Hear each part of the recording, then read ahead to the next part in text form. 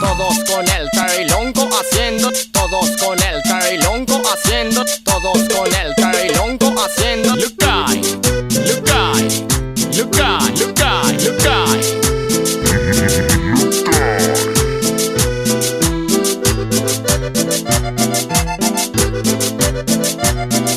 Yo quiero pisar la tierra, vivir donde vivía mi abuela, mirar desde la montaña, fumar árboles y arañas. Pero no se puede, pero no se puede, pero no se puede.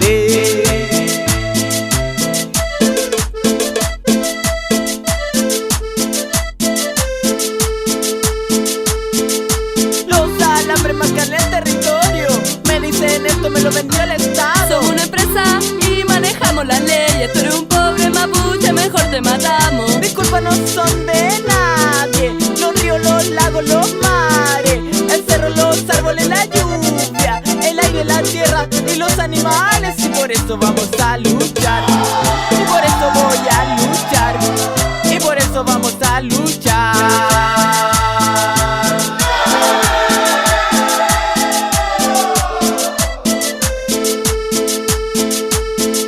En contra de tus malditas empresas que nos hacen vivir en feas ciudades. Entonces lo mejor es organizarse, recuperar las tierras y los mares, y tu economía a la concha de su madre, porque prefiero ser pobre a vivir como lo manda.